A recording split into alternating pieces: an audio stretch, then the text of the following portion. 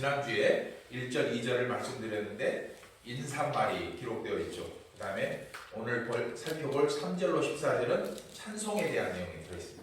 그리고 다다음 주에 살펴볼 15절로 23절은 기도에 대한 내용입니다. 그래서 지난주에는 1, 2절을 살펴봤는데 그 핵심 내용이 뭐였죠? 1, 2절의 핵심 내용이 은혜와 평강입니다. 은혜와 평강. 그게 무슨 뜻이었냐면 제가 어떤 걸 설명드렸냐면 하나님의 은혜를 입은 자만이 무엇을 누릴 수 있다? 평강을 누릴 수 있다. 근데 이 은혜와 평강은 반드시 조건이 있다. 하나님의 뜻 안에서 이루어진다. 그런 것을 말씀드렸습니다. 그리고 3절로 14절은 찬송에 대한 말씀이 기록되어 있고 15절로 23절은 기도에 대한 말씀이 기록되어 있는데 바울이 왜 찬송과 기도에 대한 말씀을 에베소서 첫머리에서 강조하고 있는지 주목해야 한다는 거예요. 그걸 굉장히 주목할 필요가 있는데 바울은 하나님을 향해서 우리 그리스도인들이 보여줘야 할 가장 중요한 반응이 바로 뭐다? 찬송이요 기도라는 것을 말하기 위함입니다. 지금까지 살아온 삶에 대해서는 우리가 하나님께 뭘 하는 거예요? 우리가 지금까지 살아왔어요. 그 삶에 대해서 하나님께 찬송하는 거예요. 지금까지 지내온 것 주의 크신 은혜라. 하나님을 찬송하는 거예요. 그리고 앞으로 살아갈 일에 대해서는 어떻게 해요? 하나님의 선하신 인도하심을 기도하면서 은혜를 구하면서 기도하는 거예요. 그렇다면 여러분 자신의 삶을 돌아보면 여러분이 하나님과 가장 가까이 있다고 느껴질 때가 언제였을까요? 여러분 삶에서 내가 지금 하나님이 내 바로 옆에 와 계신다는 걸 느껴본 적 혹시 있으세요? 그 있을 때가 언제였습니까? 바로 하나님을 찬송하고 하나님께 기도할 때였다는 거예요. 즉 내 삶에 나 아닌 누군가가 들어와 계시고 그 손길은 거부할 수 없는 하나님이라는 것을 하나님이 붙들고 계신다는 것을 깨달은 사람은 그분과 함께 걸어온 삶에 감사할 수밖에 없죠. 찬송할 수 있는. 그리고 기꺼이 앞으로의 남은 삶을 그분께 맡길 수밖에 없죠. 그게 기도인 거예요. 사도행전 16장에서 바울과 실라가 빌립보 감옥에 갇혀 있을 때 여러분 두 사람이 어떤 반응을 보였습니까? 원망했습니까? 신세를 한탄했습니까? 아니면 탈출할 방법을 강구했습니까? 사도행전 16장 25절을 보면 그 답이 나옵니다. 시작. 한밤중에 바울과 실라가 기도하고 하나님을 찬송하며 죄수들이 듣더라. 하나님께 뭐 했어요? 기도하고 찬송했습니다. 바울과 실라는 억울해하지도 않았습니다. 원망하지도 않았습니다. 탈출할 방법을 찾지도 않고 오직 뭐 했어요? 하나님을 찬송하고 기도하기에 힘썼습니다. 그렇게 하나님께 기도하고 찬송할 때 지진이 나고 감옥문이 열렸고 그들의 삶을 가로막고 있던 모든 장애물들이 사라지게 되었습니다. 즉 바울과 실라는 환경이나 조건을 바라보는 것이 아니라 자신들과 함께 하시는 아까 말씀드렸던 내 안에 들어와 계시는 그분 그 함께 하시는 하나님을 느끼며 그 하나님이 넉넉히 나의 삶을 선한 길로 이끄실 거라는 것을 믿으며 찬송과 기도를 드렸던 것입니다. 이는 그리스도인 우리가 과연 무엇을 하며 살아야 할지 판단이 안 설 때 우리가 할 수 있는 최선이 무엇인지를 가르쳐주는 것입니다. 그게 뭐죠? 바로 찬송과 기도라는 거예요. 우리가 그리스도인으로 살아가면서 무엇을 해야지 어떻게 해야지 방법이 생각이 안 날 때 우리가 할 수 있는 두 가지 가장 좋은 방법은 찬송과 기도밖에 없다는 거예요. 하지만 여러분 찬송과 기도는 기본적으로 본질적으로 똑같은 거예요. 기억하십시오. 찬송과 기도가 다른 게 아니에요. 똑같은 거예요. 뭐예요? 기도는 뭐예요? 말로 하나님과 대화하는 것이고 찬송은 그 말에 곡조만 붙인 거예요. 그래서 찬송을 다른 말로는 곡조 있는 기도라고 해요. 이에 에베소서 1장은 주를 믿는 모든 그리스도인들이 과연 무엇을 찬송해야 하고 또 무엇을 기도해야 할지 그 내용들이 담겨 있습니다. 그리고 오늘은 그 중에 찬송 부분을 살펴보려고 합니다. 여러분 그리스도인들이 신앙을 훈련하는 방법에는 크게 두 가지가 있어요. 하나는 뭐냐? 신학적인 방법으로 훈련을 받는 방법, 신학. 제가 이렇게 말하니까 무슨 우리가 뭐 신학을, 그게 아니고 이 신학이라는 건 말씀을 배우는 거예요. 이게 말씀을 배우는 것 자체가 신학이에요. 그리고 교리를 배우는 거예요. 기독교의 원칙이, 원리가 뭐냐 이런 걸 배우는 게 바로 신학으로 우리가 훈련을 받는 거예요. 그 중에 그리고 또 하나가 있어요. 찬송으로 훈련을 받는 방법. 신학으로 훈련을 받는 방법, 찬송으로 훈련을 받는 방법. 이 두 가지 다 그리스도인의 신앙생활의 소중한 방법들이지만 그럼에도 굳이 순서를 정한다면 찬송으로 신앙 훈련을 받는 게 먼저여야 합니다. 왜냐하면 신학이라고 하는 방법은 인간의 이성이나 경험이나 판단이 개입될 여지가 많아요. 신학은 말씀을 읽을 때 그렇습니다. 예를 들어서 태초에 하나님이 천지를 창조하시라 그러면 아멘 하고 받는 사람이 누가 있어요? 아무도 없어요. 에이 뻥치시네.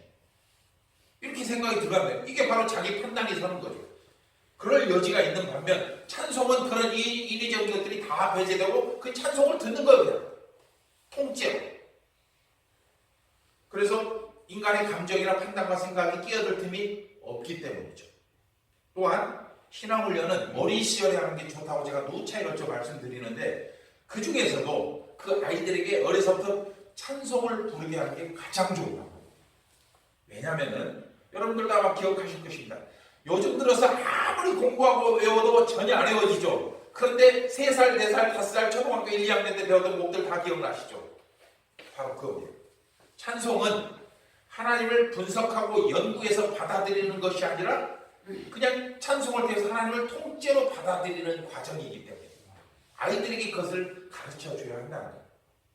한 예로 어린아이는 엄마나 아빠를 연구하고 분석하고 DNA 검사를 해서 나하고 관계가 있구나 엄마 아빠로 받아들이는 게 아니고 뭐예요? 그냥 그 부모님 자체를 나의 부모로 받아들여요. 찬송 또한 이 모든 인위적인 요소들을 배제하고 그 찬송의 주체이신 하나님을 통째로 받아들이게 하는 능력이 있습니다. 무엇을 통해서? 곡조를 통해서 그렇게 할 수 있다는 거예요. 그래서 어떤 학자들은 성도의 신앙훈련도 말씀보다 찬송부터 시작해야 한다고 말하는 분들도 있습니다. 굉장히 일리가 있어요. 저도 말씀은 요즘은 말씀을 많이 묵상하고 말씀을 연구하지만 그 전에 제가 말씀을 얼마나 알았겠습니까? 하나님을 대적했던 사람이. 그런데 저의 마음을 활짝 열었던 게 뭐부터 시작됐냐? 찬송부터 했다는 거예요. 성경을 처음 읽을 때는 어렵기도 하고 또 나와 아무 상관이 없는 오래전 외국에서 일어난 사건처럼 느껴지지 않습니까? 그래서 우리나라 처음에 복음이 전달될 때 우리나라 사람들이 그 선교사들을 뭐라고 하는 줄 아세요? 서양 귀신을 갖고 들어왔다고 그랬어요. 서양 귀신을 갖고 들어왔다고. 그런데 찬송이라고 하는 것은 그 곡 전체를 알지 못해도 또 그 중에 가사 한마디만 내가 알아들어도 내 마음이 열리고 감동이 일어나서 그 찬양에 집중하게 만드는 힘이 있어요. 찬송은. 거기에 더해서 찬송과 가사가 지금 내 삶에 딱 맞는 내용이라면은 저절로 눈물이 흐르고 입에서는 기도가 터져나갑니다. 무슨 기도요? 주여. 이게 기도인 거예요. 뭐 내가 주여 나 좀 살려줘 이거 안 해도 돼. 그 속에 하나님이 다 알고 계셔요. 주여 속에 무엇이 들어있는지. 여러분이 말씀을 읽다가 눈물을 흘린 적은 별로 없을 것입니다. 그러나 찬송을 부르다가 눈물을 흘린 적은 엄청 많을 거예요. 그게 왜 그러냐? 바로 찬송이 가진 능력이에요. 그러므로 살아가는 모든 날 동안 여러분의 신앙을 위해 찬송을 많이 듣고 또 부르기 바랍니다. 물론 말씀도 병행해야 하겠죠. 오늘 보면 3절로 14절은 한 개의 문장으로 이루어진 바울의 찬송입니다. 한 문장이에요. 3절부터 14절이에요. 202개의 단어로 기록되어 있어서 신구약 성경 중에서 가장 긴 문장이에요. 신구약 성경 전체에서 가장 긴 문장이 뭐냐면 에베소서 1장 3절로 14절 이렇게 생각하시면 돼요. 바울이 이처럼 긴 찬송을 오직 한 개의 문장으로 기록한 이유가 있었을 것입니다. 한번 생각해 봅시다. 바울의 마음에 주님을 향한 뜨거운 감격과 기쁨이 있었기 때문일 것입니다. 실제로 바울은 예수님을 만난 후 모든 삶을 이 감격과 기쁨 속에서 살았습니다. 우리가 다 보고 있지 않습니까? 그리고 바울의 편지 전체에서 그 마음을 느낄 수 있지 않습니까? 오늘 본문 또한 문장의 첫 단어부터 찬송으로 시작하고 또 곳곳에 찬송이라는 단어를 사용하고 있습니다. 3절에도 기록하고 있고 6절에도 찬송을 쓰고 있고 12절과 14절 세상에 한 문장에 찬송이라는 단어를 4개나 쓰고 있다는 거예요. 이는 바울이 자신이 경험한 그 감격과 기쁨을 이 편지를 읽는 에베소 교회 성도들뿐 아니라 훗날에 읽을 모든 그리스도인들에게 그것을 느끼도록 요청하고 있음을 알 수 있습니다. 위대한 음악가들 중에서도 그런 감격과 기쁨을 자신들이 만든 작품에 새겨놓은 분들이 있습니다. 누구 같아요? 요한 세바스찬 바하, 음악의 아버지라고 부르는 건데 오른쪽 밑에 악보가 조각 있는데 거기에 SDG라고 써놨어요. SDG라고 써놨는데 그게 무슨 뜻이냐면 솔리 데오 글로리아예요. 그러니까 오직 하나님께 영광을 이렇게 써놨어요. 이와 비슷하게 핸델이라고 하는 작곡가도 있어요. 왕궁의 불꽃놀이라는 그 곡을 쓴 작곡가인데 그 핸델이라는 작곡가도 자신의 작품 마지막에는 항상 INJ를 써놨어요. 그게 뭐냐면 In the name Jesus, 예수 그리스도의 이름으로 이렇게 그 곡을 쓸 때 그 마음으로 썼다는 거예요. 즉 바하나 핸델은 곡을 작곡하면서 먼저 자신이 뭐가 된 거야? 하나님을 향한 찬송자가 되어서 온 마음을 다해 하나님을 찬송하며 그 곡을 썼다는 거예요. 그 결과 바하와 핸델의 곡은 그 곡을 듣는 사람들에게 세상의 어떤 위대한 설교보다 깊은 영적인 감동을 주었고 그들을 통해서 하나님을 만난 사람들이 세상의 어떤 능력 있는 전도자보다 훨씬 많았다는 말이 전해지기도 합니다.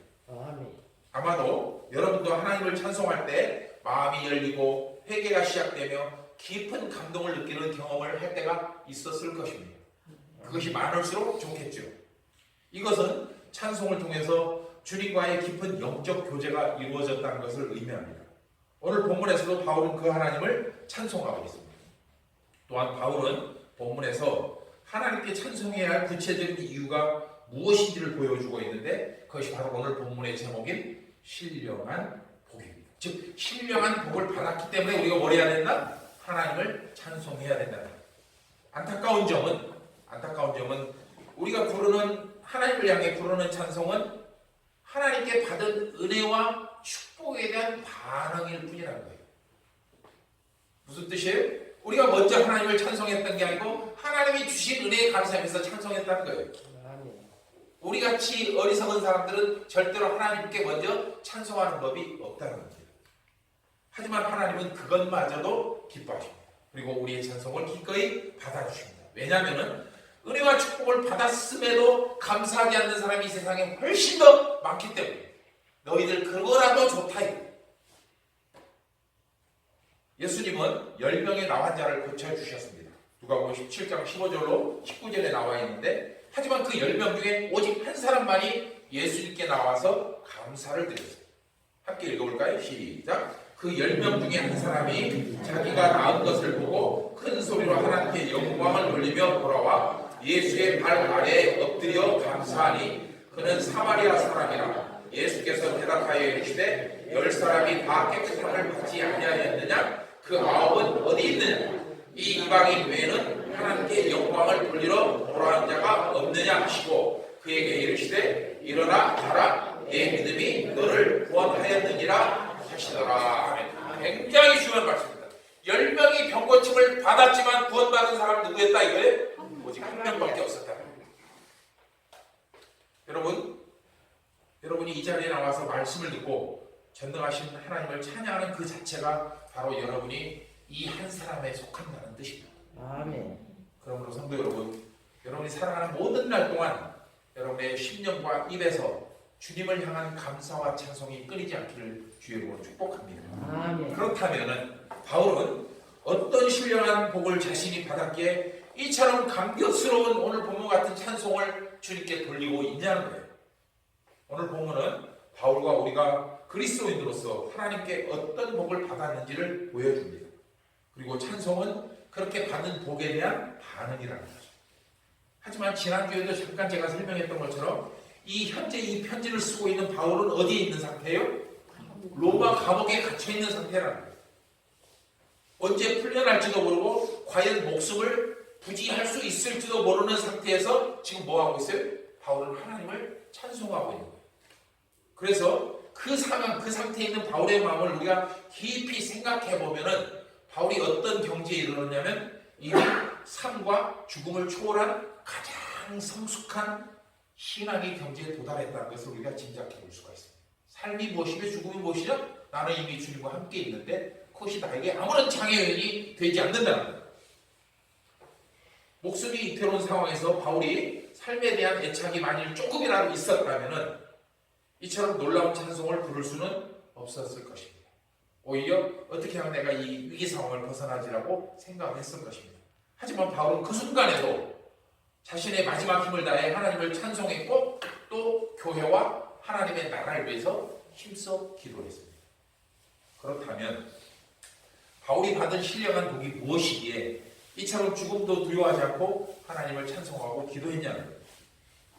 이게 오늘 말씀 살펴볼 내용인데 안타깝지만 여러분도 이미 알고 있는데 잘 알고 있는 그것도. 그래서 오늘 바울이 받은 신령한 복을 제가 전해드리면은 여러분들 중에는 감격보다는 실망할 사람들도 있을 거예요. 여러분들 이미 알고 있기 때문에. 그 이유가 분명합니다. 왜 그런지. 이 시대가 진리에 그만큼 무감감해졌다는 것을 의미하고 또는 여러분들의 신앙이 그만큼 약해졌다는 것을 의미합니다. 하지만 여러분 오늘 말씀 즉 신령한 복은 그리스도인은 우리의 모든 삶에 정당성을 받쳐주는 가장 중요한 내용이라는 것을 꼭 기억하시기 바랍니다. 아멘. 즉 오늘 본문을 잘 이해하면 어떤 비진리의 도전을 받아도 또 어떤 수많은 유혹이 닥쳐와도 넉넉히 그것을 이겨낼 능력이 오늘 말씀 속에 있다는 거예요. 오늘 말씀을 통해 여러분의 신앙이 전보다 한층 더 정리되고 깊어지고 넓어지는 그리스도인으로 살아가시기를 주 이름으로 축복합니다. 바울이 노래한 신령한 복, 그 첫 번째는 뭐냐? 하나님이 창세전에 우리를 택하셔서 당신의 자녀로 삼아주신 것이 신령한 복입니다. 하나님의 택하심입니다. 에베소서 1장 4절 5절 함께 읽습니다. 시작. 곧 창세전에 그리스도 안에서 우리를 택하사 우리로 사랑 안에서 그 앞에 거룩하고 흠이 없게 하시려고 그 기쁘신 뜻대로 우리를 예정하사 예수 그리스도로 말미암아 자기의 아들들이 되게 하셨으니. 아멘. 여러분 우리가 하나님으로부터 선택을 받는 것이 얼마나 큰 축복이고 얼마나 큰 기쁨이며 얼마나 감사한 일인지 모릅니다. 심판길로 속히 달려가고야 갈 수밖에 없는 자들 중에서 하나님이 나를 택하시고 구원하셨다면 그보다 복되고 감사한 일이 이 세상에 어디가 있겠습니까? 특히 4절에서는 선택이라는 단어를 사용하고 있는데 이 단어는 우리가 구원을 받은 것이 나 자신의 의지나 능력이나 노력이 아닌 전적으로 누구? 하나님께서 계획하시고 하나님께서 선택하시고 하나님께서 이루셨다는 것을 보여줍니다. 누가복음 19장 1절로 10절에서 예수님과 삭개오의 만남이 그것을 바로 보여주는 예입니다. 한번 9장 여리고성에 있을 때 예수님이 여리고성으로 이렇게 들어오실 때 그 입구에는 돌 무화과 나무에 삭개오가 올라가서 예수님을 기다렸어요. 그럴 때 예수님은 삭개오를 만난 적이 없었지만 그를 향해서 삭개오야 내려와라. 오늘 어디 하겠다? 너희 집에 머물러야겠다. 이렇게 말씀을 하셨어요. 19장 5절 함께 읽어볼까요? 시작. 예수께서 그곳에 이르사 쳐다보시고 이르시되 삭개오야 속히 내려오라. 내가 오늘 내 집에 유하여야 하겠다 하시니. 즉 한 번도 만난 적이 없는 삭개오를 예수님이 부르신 이 사건을 통해 우리는 하나님의 택하심 또 하나님의 예정하심이 어떤 개념인지를 이해할 수 있어야 된다. 만난 적이 없는데 알고 계신다는 거예요. 그리고 택하셨다는 거예요.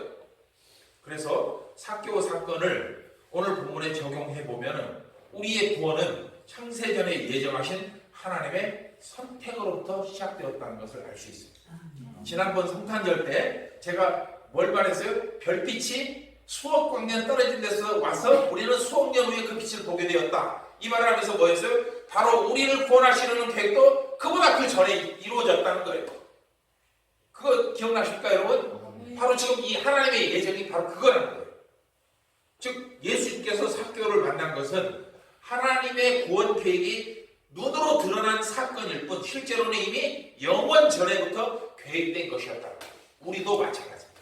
그리고 더 나아가 그 삭개오에게 임했던 하나님의 구원은 지금 하나님을 예배하는 저와 여러분에게도 똑같이 임하고 있다는 겁니다. 아멘. 우리가 다른 사람보다 훌륭해서 아닙니다. 그리고 어떤 가능성이 있어서도 아닙니다. 오직 한 가지, 하나님이 우리를 사랑하시기 때문입니다. 요한일서 4장 10절 함께 읽습니다. 시작. 사랑은 여기 있으니 우리가 하나님을 사랑한 것이 아니요 하나님이 우리를 사랑하사 우리 죄를 속하기 위하여 화목제물로 그 아들을 보내셨습니다. 아멘. 세상의 수많은 사람들 중에서 나를 택하신 오직 한 가지 이유는 하나님이 나를 사랑하시기 때문에. 얼마나 감사한 일입니까? 그뿐 아닙니다. 우리를 택하시고 구원하신 것은 거룩하고 흠이 없는 천국 백성, 즉 당신의 자녀로 삼기 함이라고 본문 4절을 말씀하고 있고, 또 우리를 당신의 자녀로 삼아주신 것은 우리로 하여금 당신께 그 은혜의 영광을 찬송하게 하려고 한다고 6절은 또한 말씀하고 있습니다. 특히 오늘 본문 6절에서 우리로 하여금 하나님을 찬송하게 하신다는 말씀은 여러분 정말로 놀라운 표현이 아닐 수 없습니다. 하나님은 우리를 그냥 요즘 자동 녹음기 있잖아요. 자동 번호를 누르세요 이런 자동 녹음기처럼 의미 없는 찬송을 반복해서 부르게 하려는 것이 아니라 주님이 베풀어 주신 그 은혜를 경험하고 그 은혜에 감사하며, 그리고 우리가 기도했던 응답에 감사하며 때마다 베푸시는 또한 평강의 은혜 은총에 감사하며 즐겁고 진실하고 감격스러운 마음으로 하나님을 찬송하시기를 원한다는 거예요. 아멘. 따라서 찬송은 나를 구원하신 하나님의 은혜와 사랑을 경험한 성도, 즉 신령한 복을 받은 자들에게만 나타나는 영적인 현상입니다. 그리고 주의 말씀과 그 뜻에 순종하는 것은 복을 복으로 받아들이는 믿음이요, 지혜요, 하나님의 자녀가 되었다는 증거이기도 합니다. 그로 인해 부르는 그리스도인의 찬송은 하나님을 믿고 주님의 뜻이라면 죽든지 살든지 모든 것이 유익하다는 확실한 신앙 고백이 되기도 합니다. 그 하나님을 찬양하는 우리는 세상 어느 것과 바꿀 수 없는 신령한 복을 받은 자들임을 믿으시기 바랍니다. 아멘. 따라서 범사에 감사하고 기뻐하며 어떤 어려움도 인내하고 소망 중에도 참으며 하나님의 자랑이 되기 위해서 힘써 살아가야 될 것입니다. 거짓 없고 신실한 그리스도인이 되어야 되고, 더 나아가 주님의 말씀을 기쁨과 감사함으로 순종하는 성숙한 그리스도인으로 살아야 합니다. 그러므로 이제부터 하나님의 복되신 뜻을 따라서 우리가 택함을 받아 거룩하고 흠없는 천국에 합당한 자들로 부름받은 사실을 감사하면서 우리를 구원하신 하나님께 찬송과 영광을 돌리는 여러분 되시기를 주의 이름으로 축복합니다. 아멘. 바울이 노래한 신령한 복 그 두 번째는 예수 그리스도께서 십자가에 피를 흘리심으로써 우리의 모든 죄가 용서를 받은 것입니다. 십자가의 피로 죄를 용서받은 거예요.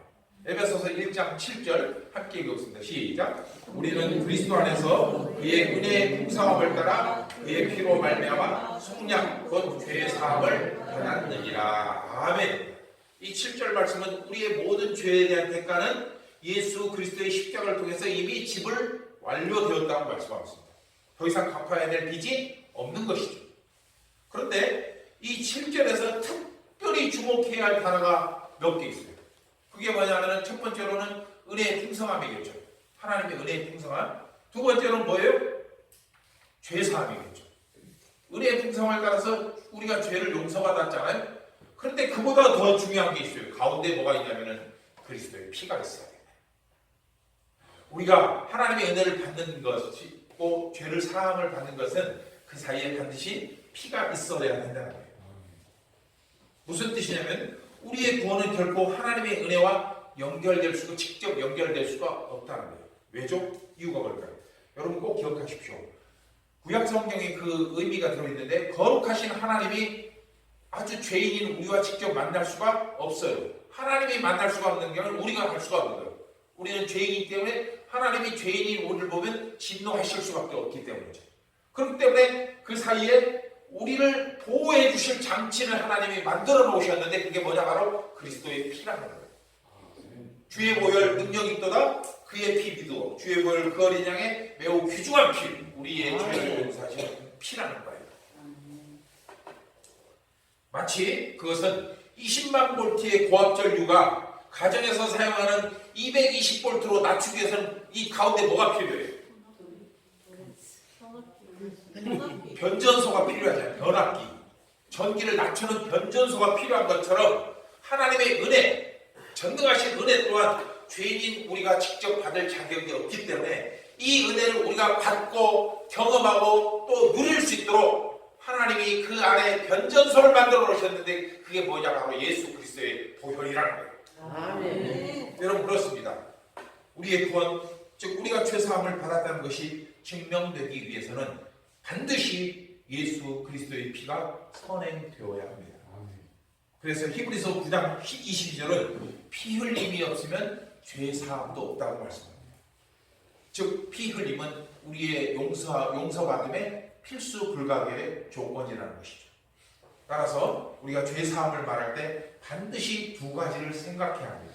하나님의 은혜 그리고 우리의 죄사함인데 그 가운데 예수 그리스도의 피. 아멘.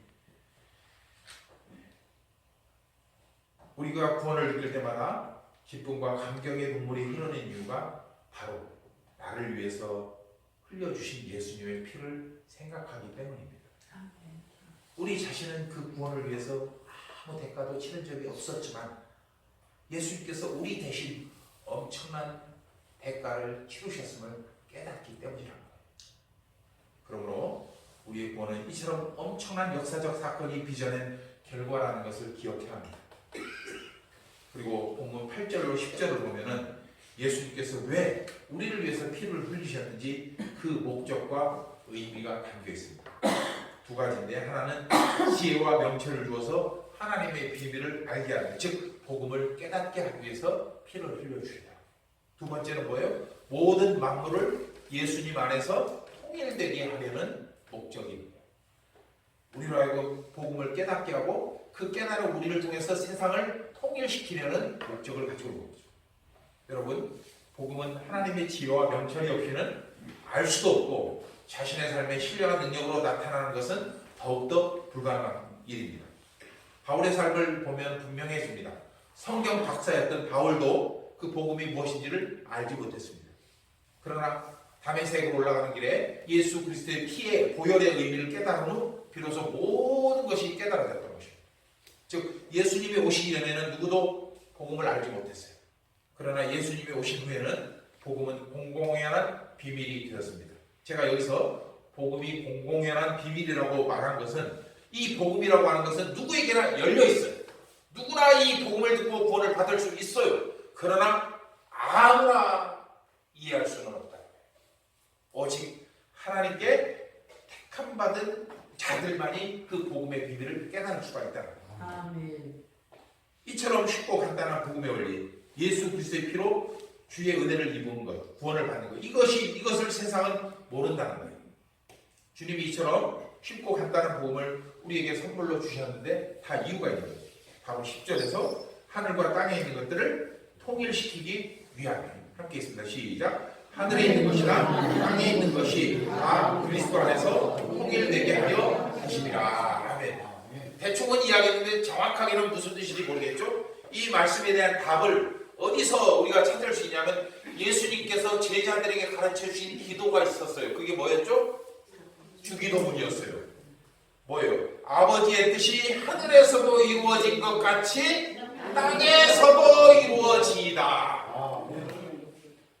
이 지금 그리스도 안에서 통일된다는 것, 하늘에 있는 것이나 땅에 있는 것이 그리스도 안에 통일되게 한다는 것이 바로 그 주기도문과 직접 연결되어 있다는 거예요. 즉 하나님의 통치하심이, 즉 하나님의 나라가, 하나님의 전능하심이 그 하늘뿐만 아니라 이 땅에서도 이루어져야 하는데, 통일되어야 하는데, 이것을 가능케 하신 분이 바로 누구냐? 예수 그리스도시고 그 예수 그리스도의 십자가의 보혈이라는 거예요. 아멘.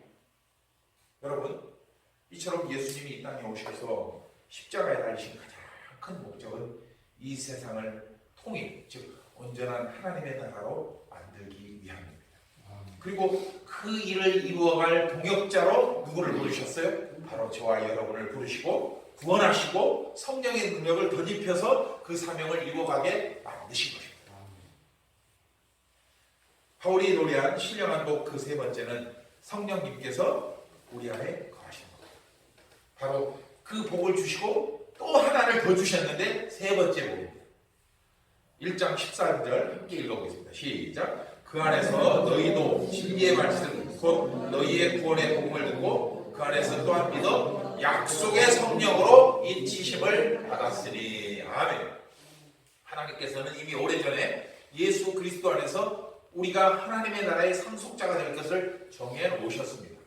본문 11절에 보면 기업이 되게 하셨다고 하는데 그 기업에 담긴 의미가 바로 우리가 상속자가 되었다는 거예요. 하나님의 나라를 받는. 이에 바울은 하나님의 구원 계획과 섭리 그리고 하나님의 예정과 선택이 온전히 하나님의 주도로 이루어졌음을 말씀하고 있습니다. 또 그 구원은 예수님의 십자가 보혈로 말미암아 성취되었다고 밝히고 있습니다. 그렇다면 여러분, 모든 구원은 예수 그리스도의 피로 완성되었을까요? 대답하기 어렵죠? 완성되었을까요? 제가 함정이 있으니까 물어봤지 함정이 없으면 왜 물어봤겠어요? 여러분, 그러나 예수 그리스도께 받은 우리의 구원은 법정에서 판결되는 그런 의미가 있어요. 법적인 의미는 있어요. 그러나 완성은 아직 안 됐습니다. 이걸 일컬어서 신학용어로 already but not yet이라는 용어가 있습니다.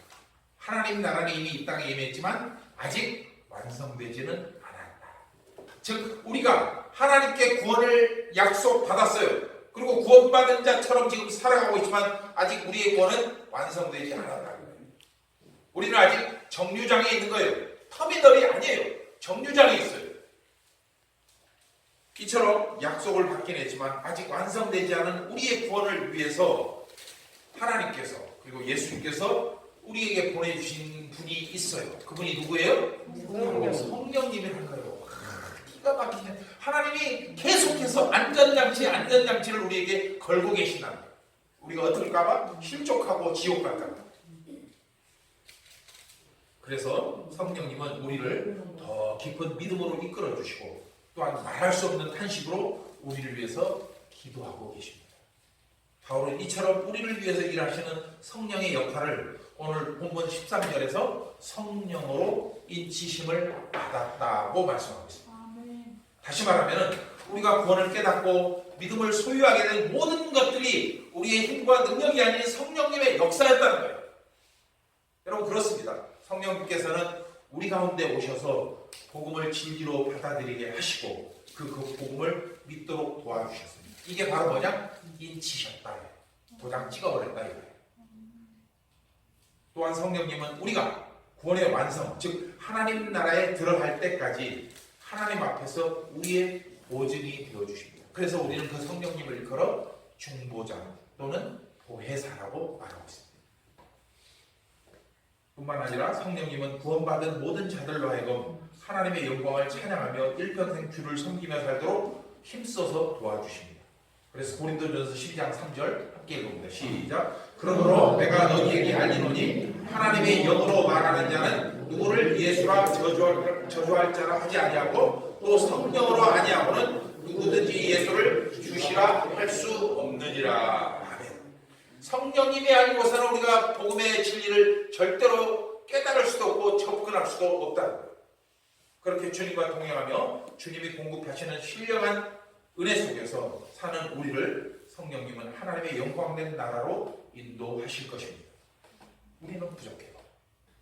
주님의 은혜로 우리를 붙들어 주셔서 우리가 죄악에 빠지지 않고 힘써서 영광된 주의 나라로 갈 것을 도와주신다는 겁니다.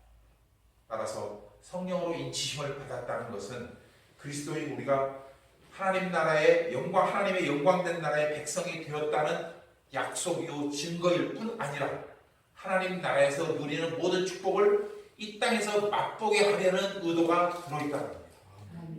아까 그랬죠? 약속은 받았지만 완성되지 않았다. 그럼 여기서 지옥처럼 살아야 되느냐? 아니란 거예요. 우리가 구원을 약속받았지만 이곳에서도 천국을 맛봐야 돼요. 그 천국을 맛보기 위해서 우리에게 주신 두 가지 기관이 있다고 제가 눈차에 걸쳐 말씀을 드렸는데, 첫 번째가 가정이에요. 두 번째가 바로 교회라는 거예요. 여러분, 가정에서 천국을 이루십시오. 그리고 교회에서 천국을 경험하십시오. 그런데 여러분들은 천국에 들어갔을 때 당황하지 않을 겁니다. 여기서 경험을 했으니까 이랬었어. 그러니까 설립교회 나갔는데 그 느낌이 있었어. 이런 느낌. 바로 이거야, 이거. 고기도 먹어본 사람이 잘 먹는다고. 천국에 들어갔더니 그때 우리 집에서 우리 식구들이랑 느꼈던 것, 교회에서 예배드리면서 성도를 교정에 느꼈던 그 기쁨, 감격, 그 행복감이 천국 가니까 느껴졌다. 근데 여기서 아무것도 경험하지 않은 사람은 천국 들어갈 수 없을 뿐 아니라 만일에 들어간다고 해도 얼마나 당황스럽겠어요. 여러분들, 이곳에서 천국을 마음껏 누리시기 바랍니다. 그리고 하나님께서 주실 그 천국을 확보하시기 바랍니다. 바울이 바로 이 세 가지 축복이 사도 바울로 하여금 그렇게 감격하며 하나님께 찬송을 무려 12장에 걸쳐서 한숨에 하나님을 찬송하게 만들었던 원인이었던 것입니다. 그리고 이 축복은 하나님을 믿는 우리 모두에게도 똑같이 임했습니다. 여러분, 이게 얼마나 감격스럽고 감사한 일입니까? 그러므로 여러분은 오늘 말씀을 통해 자신이 어떤 복을 받았는지 분명히 깨달아요. 더 나아가서 사람들이 여러분에게 예수 믿고 무슨 복을 받았냐고 물어볼 때 여러분은 자신 있게 이 내용을 말할 수 있어야 돼요. 나는 무슨 복을 받았어요? 하나님의 택하심을 받았다. 예수님의 피로 죄사함을 받았다. 성령님이 나를 지켜주신다. 이보다 더한 복이 어디가 있어? 세상은 눈에 보이고 손에 잡히는 것만을, 특히 물질과 출세를 축복의 조건으로 여기지만, 그러나 주를 믿는 여러분은 그 세상을 향해서 참되고 진정한 복은 우리가 하나님의 자녀로 택함을 받은 것, 이 놀라운 역사를 위해서 예수님이 십자가에 피 흘려 돌아가신 것, 그리고 성령님이 우리의 모든 삶에서 함께 동행하시며 우리를 선한 길로 이끄시는 것, 이 세 가지라는 사실을 당당하게 말할 수 있어요.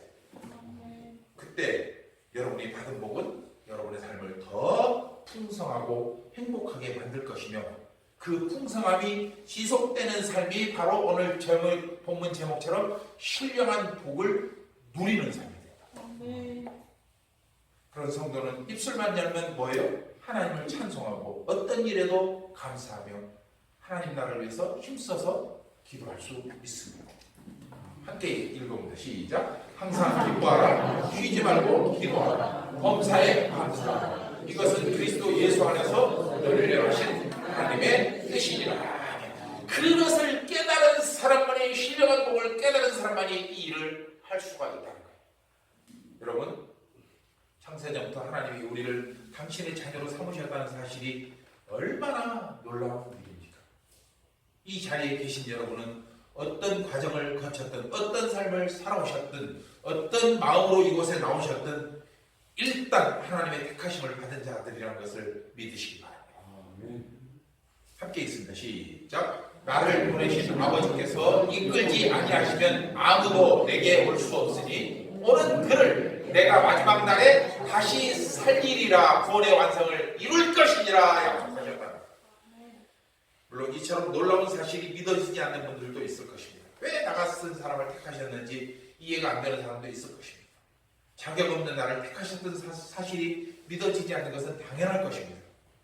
그러나 성경은 하나님이 우리를 택하신 이유를 이렇게 말씀하십니다. 고린도전서 1장 27절로 29절 시작. 그러나 하나님께서 세상에 미련한 것들을 택하사 지혜 있는 자들을 부끄럽게 하려 하시고 세상에 약한 것을 택하사 강한 것들을 부끄럽게 하려 하시며 하나님께서 세상에 천한 것들과 멸시받는 것들과 없는 것들을 택하사 있는 것들을 폐하려 하시나니 이는 아무 육체도 하나님 앞에서 자랑하지 못하게 하려 하심이라. 즉 우리가 하나님 앞에 택함받고 구원을 받았다는 것은 우리는 미련하고 우리는 가난하고 우리는 천하고 우리는 멸시당한 자들이란 거예요. 그러나 그것을 하나님이 책망하지 않으시고 업신여기지 않으시고 그것을 붙들어 주셔서 성령으로 감싸 주셔서 그보다 더한 자들을 부끄럽게 만들기 위해서 우리를 부셨다. 아멘.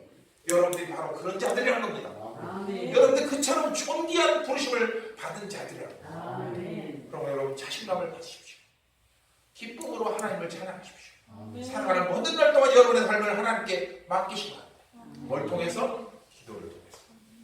이 말씀을 듣는 여러분 심령에 주님이 베푸시는 위로와 확신 그리고 주를 향한 믿음이 더욱더 깊어지기를 주의 이름으로 축복합니다. 아멘. 기도하겠습니다. 거룩하시고 자비로우신 아버지 하나님, 오늘 또 말씀을 통하여 주님의 깊고 놀라운 경륜을 깨닫게 하심을 감사드립니다. 또한 주께서 우리에게 주신 복 중에 삼위일체 하나님이 가장 큰 복임을 알게 하심을 감사드립니다.